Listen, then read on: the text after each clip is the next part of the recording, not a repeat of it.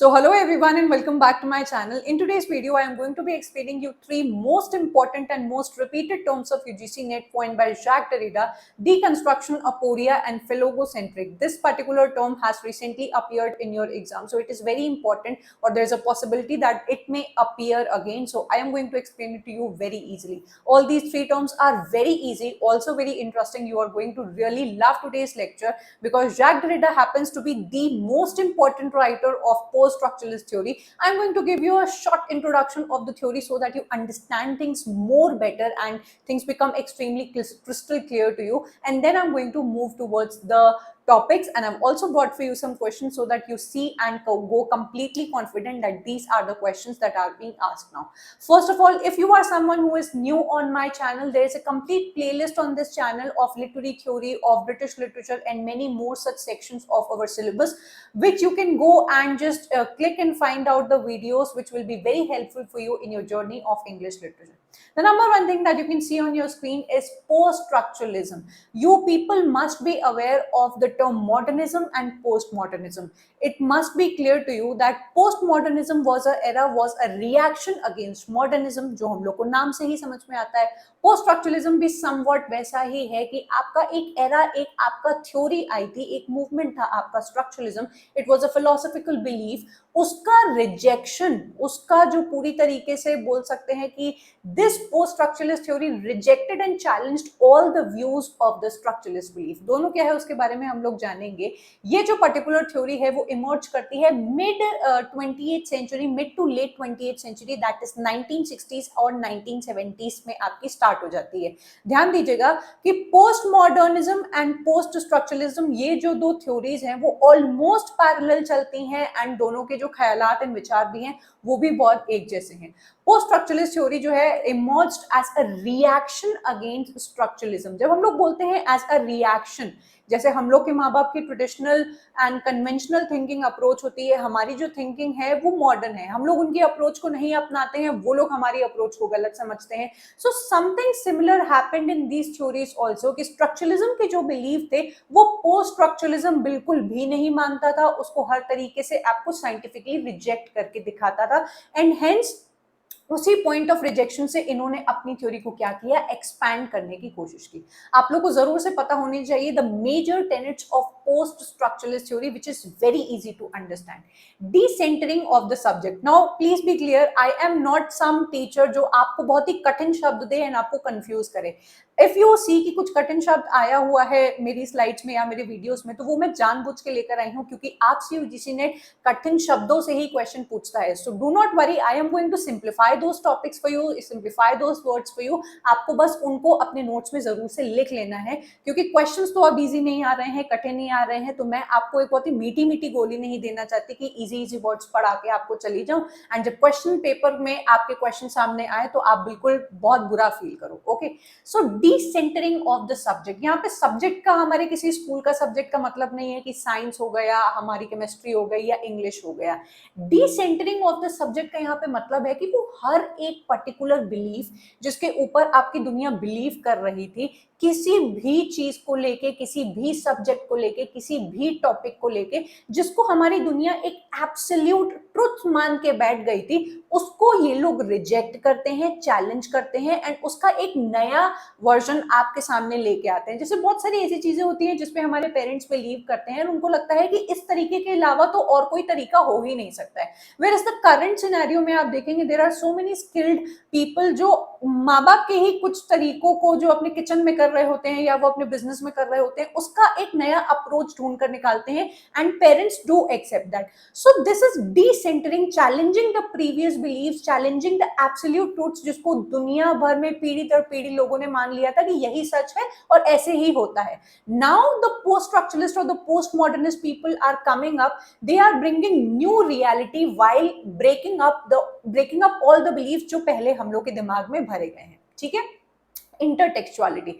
इस particular post structuralism के अंदर आप देखेंगे कि जो स्ट्रक्चरलिज्म का बिलीव था फिक्स्ड आइडेंटिटीज का, कि अगर आपने एक पर्टिकुलर टेक्स्ट पढ़ा है तो ऑथर ने जो इंटेंड किया था या फिर ऑथर आपको इस पर्टिकुलर टेक्स्ट में जो बताने की कोशिश की है उसी को ही आप लोग एक सच मान के चलेंगे और वही एक सही नैरेटिव होगा ऑथर के अकॉर्डिंग उस चीज को जज करने का। फिक्स्ड आइडेंटिटीज में स्ट्रक्चरलिस्ट किसी भी चीज को देखते थे और जज करते थे।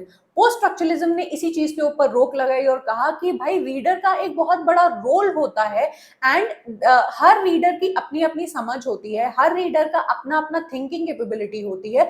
उसके अकॉर्डिंग जरूरी नहीं है कि आपने जो टेक्स्ट लिख दिया उसका एक फिक्स्ड मतलब ही निकाला जाए आपके रीडर के द्वारा। कोई रीडर बहुत ज्यादा समझदार है तो वो उसी टेक्स्ट का एक अलग मीनिंग निकाल सकता है। कोई रीडर अपने बैकग्राउंड के अकॉर्डिंग उसको कुछ चीजें नहीं इतनी क्लियर अभी समझ में आई है या उसकी बुद्धि थोड़ी सी कम है तो वो दूसरा मीनिंग निकाल सकता है। सो हर एक इंसान का सोचने का तरीका, हर एक इंसान का किसी भी चीज को देखने का जो नजरिया होता है, पर्सपेक्टिव होता है, वो अलग होता है। एंड हेंस आप इसीलिए यूट्यूब की भी दुनिया में देखते होंगे कि बहुत सारे टीचर्स होते हैं, किसी चीज को अप्रोच करने का तरीका उनका दूसरा होता है, किसी थ्योरी को पढ़ाने का तरीका किसी का दूसरा होता है। इसी को ही हम लोग मल्टीपल पर्सपेक्टिव्स कहते हैं। एंड इंटरटेक्चुअलिटी से हम लोग को यहाँ पे मतलब है कि आप देखते होंगे हमारे लिटरेचर के अंदर बहुत सारे टेक्स्ट एक दूसरे से कहीं ना कहीं रेफरेंस वाइज, एल्यूजन वाइज जुड़े रहते हैं। कभी टी.एस. इलियट किसी पर्टिकुलर क्या कहते हैं हिंदू लाइंस कोई उठा लेंगे, संस्कृत के कोई श्लोक उठा लेंगे, W.B. येट्स उपनिषद का कुछ रेफरेंस उठा लेंगे, देन आपके शेक्सपियर जो है वो ग्रीक लिटरेचर का कोई रेफरेंस उठा लेंगे। तो इससे हम लोगों को intertextuality and interconnectedness and multiple voices देखने को मिलती हैं टेक्स्ट के अंदर। इससे आपकी एक चीज तो पूरी तरीके से रिजेक्ट हो जाती है जो स्ट्रक्चरलिस्ट कहते थे कि आपके एक टेक्स्ट का एक ही मीनिंग हो सकता है, उसमें कुछ भी मल्टीपल नहीं हो सकता है। सो इन्होंने स्ट्रक्चरलिज्म की fixed identities and binary opposition's को पूरी तरीके से क्या किया, रिजेक्ट एंड चैलेंज किया एंड बताया कि आपकी दुनिया के हर एक छोटे शब्द, हर एक छोटे सब्जेक्ट, हर एक थ्योरी जो हम लोग आज के डेट में जानते हैं उसके मल्टीपल पर्सपेक्टिव्स, उसके मल्टीपल नजरिए हो सकते हैं। And please do not try to fit something into fixed scenarios.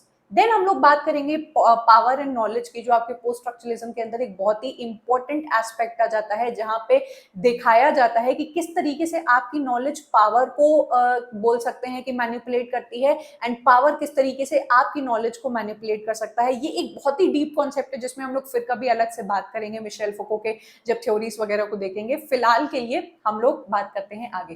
Apprehension of reality is a construct, बहुत ही इंपॉर्टेंट लाइन है। आई वुड हाईली रिकमेंड कि आप इस लाइन को अभी ही अपने नोट्स में लिख लो बिकॉज इससे डायरेक्ट क्वेश्चन पूछा है आपके यूजीसी नेट ने। एप्रीहेंशन ऑफ रियलिटी मतलब आपको आज की डेट में आपकी रियलिटी जो लगती है, वो लगती है, वो कंस्ट्रक्ट की गई है, वो रियलिटी है, इसमें कहीं से भी कोई तथ्य नहीं मिला है। ये when I was reading this particular theory, बहुत सारे ऐसे बिलीव्स थे जो मेरे दिमाग में थे जो उसी वक्त ब्रेक हो गए, जो अक्सर हमारे पेरेंट्स हमारे दिमाग में डालने की कोशिश करते हैं, अक्सर टीचर्स हमारे दिमाग में डालने की कोशिश करते हैं, ये समाज हमारे दिमाग में डालने की कोशिश करता है। I will give you many more examples आगे चल के जिससे आपको चीजें क्लियर हो जाएगी। उससे मुझे एक चीज तो क्लियर हो गई कि जो रियलिटी मुझे आज की डेट में अपनी आइडेंटिटी के बारे में और इस दुनिया के बारे में पता है, वो कंस्ट्रक्ट की गई है by the powerful people, by the people who are above us, and उसमें सच का कोई लेना देना नहीं है। ठीक है, सो पोस्ट स्ट्रक्चरलिज्म के आपने कुछ मेजर टेनेट्स को जान लिया। अब हम लोग देखेंगे जैक डेरिडा के मेजर टर्म्स को जिनसे रिपीटेड क्वेश्चंस आपके यूजीसी नेट ने पूछे हैं। जो मैं टॉपिक्स आज लेके आई हूं वो ऐसा नहीं है कि एक बार आया है ना आप उसको भूल सकते हो, छोड़ सकते हो, माइनर टॉपिक है, उससे बार बार हर साल रिपीटेड क्वेश्चंस आ रहे हैं। I will show you the questions as well जिससे आपको कॉन्फिडेंट फील हो। सो डेरिडा का द मोस्ट इंपॉर्टेंट टर्म जो माना जाता है वो है डीकंस्ट्रक्शन। हेंस आप में से बहुत सारे लोग जानते होंगे कि पोस्ट स्ट्रक्चरलिस्ट थ्योरी का दूसरा नाम ही है डीकंस्ट्रक्शन, क्योंकि दुनिया में बनाई गई हर कंस्ट्रक्टेड सिनेरियो, हर कंस्ट्रक्टेड बिलीफ, हर कंस्ट्रक्टेड रियलिटी को ये लोग भंग करते हैं, तोड़ते हैं एंड अपना एक नया वर्जन लेकर आते हैं। यहाँ पर डीकंस्ट्रक्शन के अंदर आपसे जो बेसिक एंड मेजर चीज बोली गई है वो ये कि meaning is not fixed but is instead constructed. वो हर चीज जो आपको समझ में आती है, मैं आपको एक एग्जांपल दूंगी अपने जीवन से, अपने जीवन पे आधारित, बहुत ही जनरलाइज्ड एक चीज है, आप सब लोग अग्री भी करोगे लेकिन अपने ऊपर मत लेना। लाइक हम लोग को बचपन से ये सिखाया गया है कि सुबह को अगर आप उठते हो, 4 बजे उठने वाला जो बच्चा होता है वो एक सभ्य बच्चा होता है, जो सुबह को उठकर पढ़ाई करता है वो एक अच्छा बच्चा होता है, जो रोज नहाता है वो अच्छा बच्चा होता है, जो पूजा करता है, मतलब हम लोग को एक गुड गर्ल या गुड बॉय की इमेज बचपन से ही किताबों के जरिए, माँ बाप के जरिए, मीडिया के जरिए अपने दिमाग में डाली गई है। क्या उस गुड गर्ल के कॉन्सेप्ट से जिन चीजों का हम लोग का सामना कराया गया है, क्या उसमें सचमुच हमारा फायदा है, या फिर वो जो कुछ भी बोल रहे हैं वो सही है, या फिर जिन्होंने बनाया है इसमें उसका फायदा निकलता है? देखो, I went on to find out many researches and I came to know कि ऐसा कोई भी चीज नहीं है कि सुबह को उठने वाला ही इंसान ज्यादा प्रोडक्टिव होता है। There are very good number of people in this entire world जो रात को मतलब अपने आवर्स को पढ़ाई पे लगाना पसंद करते हैं, जिनका कंसंट्रेशन लेवल जो होता है वो रात को ज्यादा काम करता है, सुबह को नहीं काम करता है। सो बचपन से ये जो सिनेरियो मेरे दिमाग में डाला गया, या आप लोग को भी बहुत सारी ऐसी चीजें बताई गई होंगी कि सुबह को उठने वाला इंसान अच्छा होता है, सुबह को नहा धो के पूजा करके बैठने वाले इंसान का कंसंट्रेशन जो होता है वो ज्यादा अच्छा होता है। You can come up with so many scientific articles की, देखिए यहाँ पे लिखा हुआ है, I can also come up with so many articles and surveys जो किए गए हैं जो बताते हैं कि कुछ ऐसे लोग होते हैं जो नाइट को ज्यादा एक्टिव होते हैं। तो इस थ्योरी ने बेसिकली, इस एग्जाम्पल ने मुझे ये बताने की कोशिश की कि जो रियलिटी हमारी इस दुनिया में फैलाई जा रही है वो किसके द्वारा बनाई जा रही है, क्या वो पावर या पॉलिटिक्स का पार्ट तो नहीं है। And hence I come to know कि जो कुछ भी रियलिटी हम लोग को दिखाई गई है इज अ कंस्ट्रक्ट एंड उससे रियलिटी का कोई लेना देना नहीं है। जैसे कि फ्लावर को फ्लावर कहते हैं, ये हम लोगों को हमारी किताबों ने बताया, हमारे माँ बाप ने, हमारे स्कूल ने बताया। ट्रैफिक लाइट्स में लाल कलर को ही देख के ही हमें क्यों रुकना है, देन सोलर सिस्टम में इसको जुपिटर और इसको ही सैटर्न हमें क्यों बोलना है। इमेजिन करो अगर मैं एक ऐसे बच्चे को जिसने अभी तक स्टडीज नहीं रिसीव की है, जब उसकी फॉर्मल एजुकेशन स्टार्ट हो एंड मैं उसके सामने एक ऐसी फोटो लेकर आऊं जहां पे मैं ब्लू कलर को बताऊं कि जब भी तुम्हें ब्लू कलर देखना है तब तुमको स्टॉप करना है, तो उसके दिमाग में तो ब्लू कलर से एसोसिएशन बनेगा आपके स्टॉप होने का। तो इससे आपको ये चीज समझ में आई कि रेड कलर अपने आप में ही स्टॉप को नहीं डिनोट कर रहा, ये तो हमारी किताबों ने, हमारे माँ बाप ने, हमारी फॉर्मल एजुकेशन ने जो हम लोग को समझा दिया उसको हम लोग रियलिटी मान के चल रहे हैं। This is the basic belief of deconstruction theory, the concept of deconstruction, where we understand कि fixed identities are being created by the society, created by some powerful people to suffice their own personal needs. हम लोग को जो कुछ भी आज अपने बारे में और दुनिया के बारे में पता है वो बताया गया है, वो रियलिटी नहीं है। ठीक है, डीकंस्ट्रक्शन के मैं आपको कुछ लिटरेचर से रिलेटेड एग्जांपल्स देना चाहूंगी कि डीकंस्ट्रक्शन को अगर हम लोग लिटरेचर में देखते हैं तो डीकंस्ट्रक्शन कहता है कि all text as open and multiple interpretations. जैसे आपका जो इससे पहले जो स्ट्रक्चरलिज्म आता है वो कहता है कि भाई फिक्स्ड आइडेंटिटीज में चलो, जो ऑथर ने कहा है उसको ही देखो, you can not see a particular character, novel और a setting outside of that particular novel. आप उसके मल्टीपल इंटरप्रिटेशंस नहीं निकाल सकते हो, anything can not stand in isolation. मैंने कई बार स्ट्रक्चरलिज्म को भी पढ़ाया हुआ है, तो आप उसके भी वीडियोस को चेकआउट करिएगा तो आपको कनेक्ट करेंगे लेक्चर्स। डीकंस्ट्रक्शन इसी चीज को चैलेंज करने की कोशिश करते हैं। ये कहते हैं कि novel can be interpreted in various ways on which readers perspective बहुत ज्यादा काम करता है। आप सब लोग ने शाहरुख खान की एक मूवी देखी होगी, स्वदेश वगैरह आई थी, तो शाहरुख खान जो बाहर से पढ़ लिख के आया था उसको अनटचेबिलिटी, छुआछूत और ये सब चीजों का कोई फर्क नहीं पड़ रहा था। गांव के अंदर रहने वाले लोगों को उस चीज से बहुत फर्क पड़ रहा था, क्योंकि उनके पूर्वजों और उनके जितने भी उनसे पहले एंसेस्टर्स आए थे वो उनको वही छुआछूत की भावना समझा के गए और बता के गए कि these are the sections of the people जिनको अलग रखना है, पानी से, कुएं से अलग रखना है। सो यू कैन अंडरस्टैंड कि अनटचेबल्स कोई कॉन्सेप्ट है नहीं, ये बनाया गया है किसी के द्वारा, एंड हेंस आपकी रियलिटी हर इंसान के लिए अलग अलग हो सकती है। आप जितना ज्ञान प्राप्त करते जाओगे, the more and more you know things and you become knowledgeable, आपके मन में जो रियलिटीज, जो कंस्ट्रक्टेड रियलिटीज हैं वो टूटने लगती हैं। ठीक है।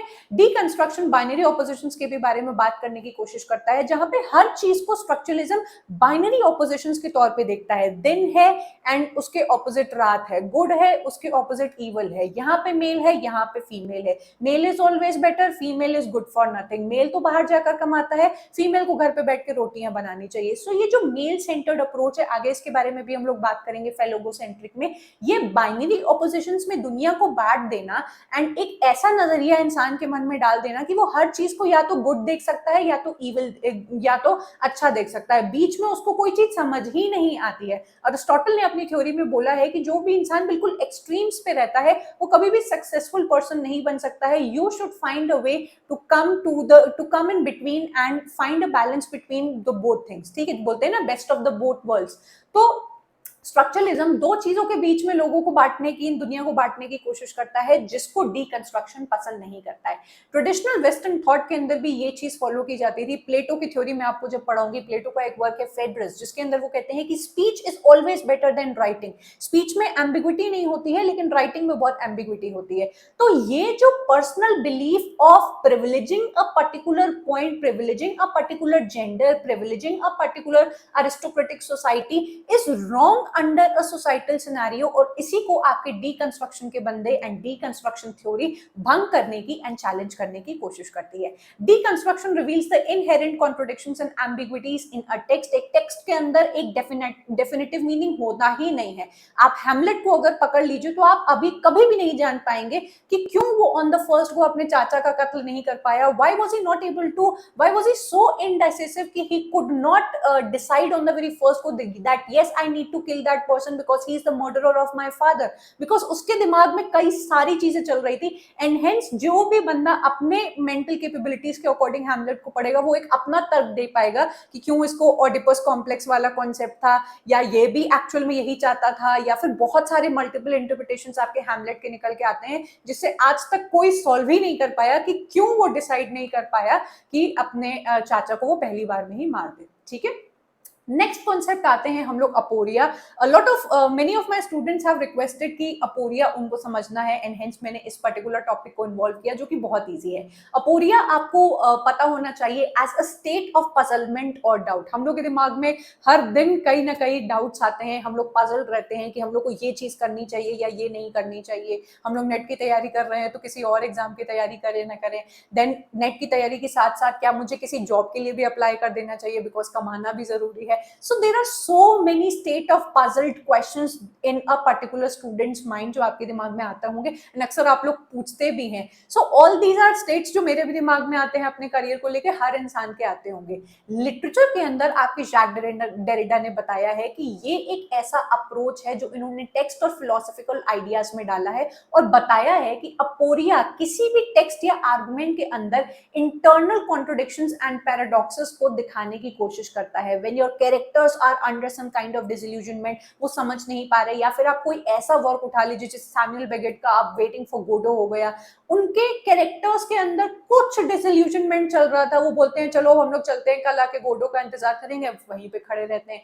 Then there are so many things जो आपको बहुत ही वियर्ड लगती हैं, पजल्ड लगती हैं, उसका एक प्रॉपर कंक्लूजन नहीं आपको दिखाई देता है, हर चीज आपको कॉन्ट्रडिक्टरी लगती है, उस स्टेट को हम लोग कहते हैं अपोरिया।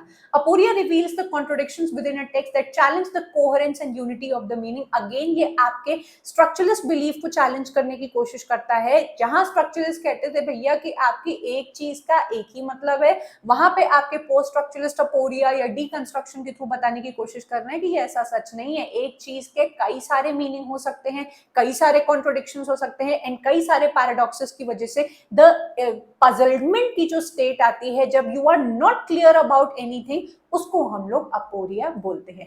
प्लेटो के डायलॉग में भी अगर आप देखेंगे तो सोक्रेटिस आपके जो सोक्रेटिक डायलॉग का इस्तेमाल किया करते थे कि कई सारे मल्टीपल क्वेश्चंस किसी के ऊपर पोज करते थे, उस इंसान को एक अपोरिया की स्टेट में डाल देते थे कि हाँ यार, जो मैं आज तक मानता चला आ रहा था वो तो सच नहीं है, ये जो बता रहा है शायद वो सच है। तो वो जो पजल्ड स्टेट होती है, जब इंसान को लगता है कि भाई आज तक मैं ये सोचता आ रहा था, एक्चुअल में तो ये रियलिटी नहीं, रियलिटी तो कुछ और ही है, तो उसको वो जो पजल्ड स्टेट होती है उसको हम लोग अपोरिया बोलते हैं। नेक्स्ट एंड लास्ट टर्म हम लोग का आता है जो हम लोग के इस एग्जाम में पूछा गया था and it is very important, है फेलोगोसेंट्रिसिज्म। फेलोगोसेंट्रिसिज्म आप लोग को दिखाई दे रहा होगा, दो टर्म से मिलके मिला हुआ है, विच इज फेलोसेंट्रिक एंड लोगोसेंट्रिक। फैलस में आपको बताऊं, अगर आप गूगल वगैरह पे सर्च करोगे जाके, तो it is a denotation of the male reproductive organ, जो पावर का प्रतीक माना जाता है, जो हमारी फिलोसफीज एंड हमारे टेक्स्ट वगैरह में पावर के तौर पे दिखाया जाता है एज द वर्ड फैलस। ठीक है, तो फैलोसेंट्रिसिज्म privileges masculine symbolised by the फैलस, जो मेल रिप्रोडक्टिव ऑर्गन होता है वो हमारी सोसाइटी में डिनोट्स पावर। ठीक है, आप सभी लोग समझदार बच्चे हो, तो do not take things otherwise. I would highly appreciate कि आप लोग एक साइंटिफिक एंड बहुत ही इंटेलेक्चुअल टेम्परामेंट लेके इन क्लासेस को देखते होंगे। ठीक है, सो फैलोसेंट्रिसिज्म आपका वो कॉन्सेप्ट हो गया। लोगोसेंट्रिसिज्म इज दैट कॉन्सेप्ट जहां पे आपका वो वेस्टर्न बिलीफ किसी ना किसी चीज को ज्यादा प्रेफर करता है, जैसे स्पीच को आपने ज्यादा प्रेफर कर लिया, आपने रीजन को ज्यादा प्रेफर कर लिया ओवर सम अदर थिंग। यहाँ पे आप देखेंगे कि जरूर ऐसा हो रहा है कि बाइनरी ऑपोजिशंस की बात हो रही है, जहां पे किसी एक चीज को ज्यादा मान्यता दी जा रही है एंड दूसरी चीज को डाउनग्रेड किया जा रहा है। सो फेलोगोसेंट्रिसिज्म का इस्तेमाल करके आपके जैक डरेडा कहते हैं, क्रिटिक करते हैं वेस्टर्न थॉट को हिस्टोरिकली जिसने प्रिविलेज किया है मेल सेंटर्ड अप्रोच को। प्लीज ध्यान दीजिएगा आप सभी बच्चे, जितने भी मेल फीमेल दोनों बच्चे इन वीडियोस को देखते हैं, by male centred approach I do not mean और I am not pointing any male. एक घर के अंदर एक औरत भी ऐसी हो सकती है जिसका मेल सेंटर्ड अप्रोच हो कि भाई मेरी जो बहू है वो घर पे रोटी बनाने के ही काम मतलब आए तो ज्यादा ठीक है, ये नौकरी करके क्या करेगा, मेरा बेटा तो नौकरी कमा ही रहा है, इसकी फ्रीडम, इसको फ्रीडम क्यों चाहिए, ये फीमेल होके फ्रीडम की बात क्यों कर ही रही है। So this approach will also be termed as a male-centered approach, जो पीढ़ियों दर पीढ़ियों चली आ रही है, where the male just cannot see a particular woman कि वो उसके बराबर आ गई है या फिर उसकी फील्ड में ही आके अच्छा कर रही है। I have seen so many teachers in our field only जो बहुत ही जेलस फील करते हैं, बहुत ही गलत रिमार्क्स पास करते हैं ऑन फीमेल टीचर्स की, उनके आउटर अपीयरेंस पे कि देखो वो ऐसी दिख रही हैं या फिर वो ऐसा तैयार होकर आती हैं। अगर आपको किसी टीचर से कम्पीट करना है, आप बुरा फील कर रहे हो, तो आप उन नॉलेज के बेसिस पे क्यों नहीं कर रहे हो, the kind of knowledge that particular lady और that particular teacher is portraying, आपको उसके अपीयरेंसेस या फिर उनके लुक्स पे ही क्यों कमेंट करना है। These are the male centered approach, जिससे आई होप कि आप सभी बच्चे अग्री करते होंगे, जो अक्सर औरतों को and at some point males को भी कहीं ना कहीं अपने करियर्स में फेस करना पड़ता है। So this male centred approach, जहां पे आपके जो थिंकिंग होती है बायस्ड होती है, किसी भी चीज को आगे बढ़ने की कोशिश नहीं करने देती है या दूसरे वर्ग को मार्जिनलाइज करने की कोशिश करती है अपने पर्सपेक्टिव के अकॉर्डिंग, उसको आपके जैक डरेडा ने फैलोगोसेंट्रिक अप्रोच बोला है। ट्रेडिशनल कैनन्स के अंदर हम लोग लिटरेचर में बात करें तो आप सब लोग अग्री करेंगे कि हम लोग के विक्टोरियन एरा में जैसे George Eliot, Mary Ann Evans जो थी अपना सूडोनेम चेंज कर देती थी एंड मेल के नाम के मेल का नाम लगाकर वो अपने वर्क्स को पब्लिश किया करती थी। ऐसी और भी बहुत सारी राइटर्स जैसे ब्रॉन्टे सिस्टर्स वगैरह आई थी। क्यों? क्योंकि उस टाइम पे फीमेल एक वर्क लिखे या फिर आज के भी टाइम पे फीमेल पॉलिटिक्स की बात करे, फीमेल किसी मेल के बराबर आ जाए और उससे अच्छा करने की कोशिश करे, ये कुछ मेल सेंटर्ड पर्सपेक्टिव वाले लोगों को बर्दाश्त नहीं होता है एंड हेंस ये जो ट्रेडिशनल कैनन के अंदर एक सेक्ट को ज्यादा पावर देना एंड दूसरे सेक्ट को कुछ ना कुछ कह के मार्जिनलाइज करके नीचा दिखाना, ये आप लोग देखेंगे आपकी सोसाइटी में। और इसी चीज को, इसी बिलीफ को चैलेंज करने की कोशिश की है इस टर्म के थ्रू आपके जैक डरेडा ने। The belief of speech is more authentic than the written communication. ये तो हम लोग ने देख ही लिया था कि कैसे प्लेटो या जितने भी आप जो एंशियंट राइटर्स देखेंगे वो लोग स्पीच को ज्यादा प्रेफर करते हैं than your writing. Then philosophical traditions के अंदर अगर आप देखेंगे तो मेल वॉइसेस को ज्यादा प्रायोरिटाइज किया जाता है। बचपन से ही हम लोग ने देखा है कि अगर हम लोग को किसी चीज की परमिशन चाहिए तो mummy will not give the permission, the highest permission will be given by the father. Why? Because he is the male of the family, he is the main owner of the family, जबकि उतनी ही मेहनत हमारी mother's और the female counter part भी करती हैं एक घर को चलाने में, लेकिन हमेशा जो फाइनल डिसीजन होता है वो मेल का दिया जाता है, या जो भी घर का जो हेड होता है उसको मिलता है, मोस्टली ये मेल होता है। अगर आप सोसाइटी में भी देखोगे तो फीमेल वॉइसेस को कहीं ना कहीं दबाया जाता है। सो ये जो पर्सपेक्टिव्स हैं वो फेलोगोसेंट्रिक, जो अपने रिप्रोडक्टिव ऑर्गन के दम पे आप पावर दिखाने की कोशिश कर रहे हो। Please understand dear students, any male who is watching this, I am not generalising, मैं यहाँ पे फेलोगोसेंट्रिक का अप्रोच आपके सामने रखने की कोशिश कर रही हूँ। द बाइनरी ऑपोजिशन, जहाँ पे मेल एंड फीमेल को वर्गों में बांटा जाता है, जहाँ पे मेल को रैशनल बोला जाता है, वो लॉजिकल होता है, एंड फीमेल को वीक एंड इमोशनल देखा जाता है। ये सारी चीजें मैं आपको फेमिनिज्म थ्योरी के अंदर भी बहुत अच्छी तरीके से बताऊंगी कि किस तरीके से आपके बायोलॉजिकल चीजों को, सेक्स एंड जेंडर को किस तरीके से स्टीरियोटाइप किया गया है हमारी आज की सोसाइटी में। मीडिया में भी आप देखेंगे कि जो मूवीज बनती हैं उसमें मेल्स को, एडवर्टीजमेंट्स को बहुत ही ऐसे पावरफुल, ताकतवर दिखाया जा रहा है, एंड फीमेल्स को ऐसा दिखाया जाता है कि अरे ये तो घर में खाना बना रही है, ये तो अपना काम कर रही है, या फिर कपड़े धो रही हैं। सो ये पोर्ट्रेयल भी एक फेलोगोसेंट्रिक कॉन्सेप्ट के अंदर आ जाता है, जो एक पर्टिकुलर बोल सकते हैं कि सिनेरियो या नैरेटिव को ज्यादा प्रेफर या प्रिविलेज करते हुए दिखाता है, एंड दूसरे को थोड़ा सा वीक करते हुए दिखाता है। ठीक है, यहाँ पे खत्म हो जाते हैं हमारे टर्म्स। आई होप आपको बहुत मजा आई होगी आज के लेक्चर में, बहुत कुछ नया जानने को मिला होगा। क्वेश्चंस आइए हम लोग एक बार देख लेते हैं, ताकि आप लोग फुल्ली कॉन्फिडेंट हो जाओ कि देखो ऐसे क्वेश्चंस आ रहे हैं। हु कॉइन्ड द टर्म फेलोगोसेंट्रिक, अब तक आपको ये चीज क्लियर हो गई होगी। बहुत ही सिंपल क्वेश्चन पूछा है, पहली बार आपका ये टर्म आया है, ये आपके जैक डेरिडा का टर्म है, आगे हो सकता है इसकी डेफिनेशंस भी वो आपसे पूछे। देन फॉन्ट थोड़ा सा छोटा हो गया है क्योंकि मुझे सब फिट करना था। आप देख पा रहे होगे कि यहाँ डीकंस्ट्रक्शन लिखा हुआ है एंड यहाँ पे जैक डेरिडा लिखा हुआ है। सो लिटरेरी थ्योरी के अंदर आपको क्लियर होना चाहिए कि आज अगर आप किसी पर्टिकुलर राइटर को पढ़ रहे हो तो आपको पता होना चाहिए कि ये कौन सी थ्योरी के अंदर फॉल कर रहा है, या फिर अगर आपने किसी थ्योरी को पढ़ना स्टार्ट किया, न्यू क्रिटिसिज्म को पढ़ा, तो उसके अंदर कितने राइटर्स आते हैं उसके नाम आपको रटे होने चाहिए। आपने डीकंस्ट्रक्शन थ्योरी पढ़ी, उसके अंदर आने वाले सारे राइटर्स के नाम आपको पता होने चाहिए, क्योंकि ऐसे क्वेश्चंस आपको अब भर भर के देखने को मिलते हैं। नेक्स्ट क्वेश्चन भी कुछ ऐसा ही हम लोग को दिखाई देता है, जहां पे अपोरिया इज अ टर्म जो हम लोग ने देखा, एंड राइटर न पूछ के पूछा गया कि कौन से पर्टिकुलर वर्क के अंदर आपको ये देखने को मिलेगा। सो डीकंस्ट्रक्शन थ्योरी जो है उसके अंदर हम लोग को ये देखने को मिल जाएगा। देन अपोरिया की डेफिनेशन भी आपसे पूछी गई है। हालांकि ये वाला जो पर्टिकुलर क्वेश्चन है वो ड्रॉप क्वेश्चन है, वो आपकी यूजीसी नेट ने ड्रॉप कर दिया था क्योंकि शायद उन लोगों ने ऑप्शंस ही सही नहीं डाले थे। बट अगर थोड़ा बहुत भी अगर जो मैच करता तो वो ये वाला करता। इट डिनोट्स स्पीकर्स और characters deliberation on an irresolvable question. हालांकि ये अपोरिया का एक प्रॉपर डेफिनेशन नहीं हुई, जो हम लोग ने देखा कि किसी भी आर्गुमेंट या किसी टेक्स्ट का कॉन्ट्रडिक्टरी होना, पैराडॉक्सिकल होना, या फिर उसको पजल्ड स्टेट में होना, उसको हम लोग अपोरिया कहते हैं। सो डेरिडा के ये कुछ आपके क्वेश्चंस हैं जो आपको याद रखने हैं। Which two of the following are associated with deconstruction. देखो मैंने कहा ना, आपको पता होना चाहिए कि कौन सी थ्योरी के अंदर कौन से राइटर्स आ रहे हैं। तो जैक डेरिडा एंड आपके पॉल डीमान आएंगे आपके इसके अंदर। अब सिर्फ ये दोनों राइटर्स तो नहीं है, कई सारे राइटर्स आपके हैं आपके इस कोर्स के अंदर। मैंने ये कोर्स पूरी तरीके से रेडी एंड बना के रखा है, आप जाओ उसको जाके देखो।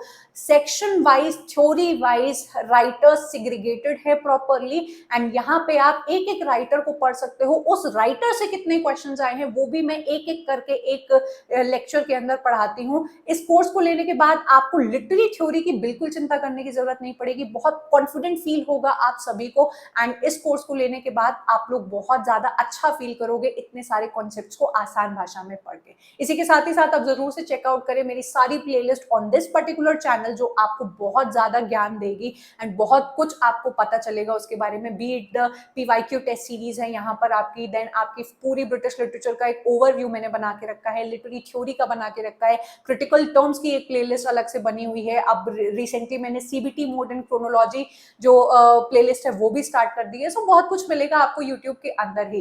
देन इसके साथ ही साथ अगर आप डेली बेसिस पे क्वेश्चंस नहीं लगा रहे हो, देन डू नॉट एक्सपेक्ट कि एग्जाम सेंटर पर जाकर आप जाओगे एंड आप जो कुछ भी रट रटा के आए हो तो आपका पेपर अच्छा हो जाएगा। You need to complement and supplement your studies along with daily practice of PYQ test series. आप section wise and year wise, shift wise इन क्वेश्चंस को अगर लगाना चाहते हो तो आप जरूर से इस पर्टिकुलर नंबर पे हमें बस मैसेज कर दीजिए, हम लोग आपको लिंक भेज देंगे एंड आप इसको डेली बेसिस पे 2-2 घंटे लगाना स्टार्ट कर दीजिए।